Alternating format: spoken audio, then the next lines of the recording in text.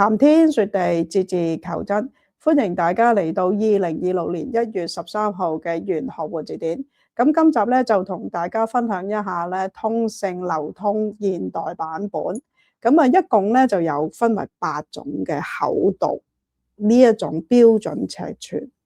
咁最厚嘅咧就係包羅萬有，一般嚟講咧就有396頁至到400頁之間。咁隨住佢個內容遞減咧，佢就有唔同嘅名稱嘅。咁印喺個書脊嗰度。咁除咗包羅萬有之外咧，一路遞減落去咧，就有叫做滿載榮歸、普天同慶、金玉滿堂、萬事勝意、添丁發財、四季興隆，同埋最薄嘅呢一種版本咧，就叫做福祿壽全。咁呢一種福祿壽全咧，大約有72頁至到80頁之間。咁因應時代嘅轉變啦，咁好多朋友需要帶佢出街。咁發現咗咧比較長度嘅呢一種標準裝嘅通勝咧，放落袋咧就唔係太方便攜帶，所以咧就出現咗呢一種就真版嘅包羅萬有。咁當然啦，佢呢一種嘅尺寸同埋佢個厚度加同呢一種尺寸同埋佢個厚度，當然嘅內容呢一種係減省咗好多。一般應該要有嘅嘢佢都會有，但係咧好多唔需要有嘅嘢咧就會被省略咗啦。無論佢係乜嘢嘅尺寸都好，咁厚嘅包羅萬有，咁薄嘅福祿壽全都好。咁內容入邊咧，佢個綱領咧主要可以分為2大部分，一就係叫做書頭，二就係叫做書身。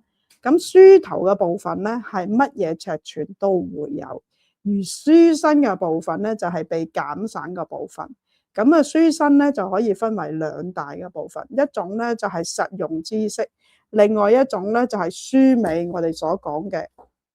因為通勝基本上就係一本黃曆嘅演變落嚟嘅民間流傳刊物啦。咁所以黃曆嘅部分，因為佢年年會有唔同嘅，所以咧就必定每年都會重新印刷一次。而書頭嘅部分咧，主要嘅內容咧就係關於咧當年譬如一啲時辰嘅對照表啦，又或者咧一啲咧擇吉，我哋拜神啊、謝灶啊嗰啲吉日吉時嗰啲對照啦。跟住落嚟咧，佢會有春耕牛圖啦，每年都會有唔同嘅。咁跟住有流年大利嘅方位啦，有百歲圖嘅對照表、天官賜福圖，呢一個命宮立命嘅介紹命宮嘅內容。跟住咧，亦都會有一啲七正四餘嘅資料，係因為因應每年嘅唔同咧，而書頭嘅部分係會被保留。黃曆嘅部分、書尾嘅部分，亦都係呢一本通勝最重要嘅部分。佢係一定會年年更新嘅，所以咧最減省唔需要嘅嘢咧，就係將嗰啲實用知識將佢省咗落嚟啦。咁嗰啲實用知識咧，叫得做包羅萬有，我哋就話叫做百科全書。咁如果我哋減省咗啲實用知識之後咧，咁佢就唔可以叫做百科全書啦，亦都唔可以叫包羅萬有啦。咁主要咧就係叫做咧福祿壽全，即係話咧我哋嗰啲擇吉啊、擇時辰啊，我哋能夠做得到嘅咧，就大家就會福祿壽全啦。咁好啦，咁今日咧就多謝大家嘅收睇啦。咁我哋下一集嘅玄學活字典同大家再見啦，拜拜。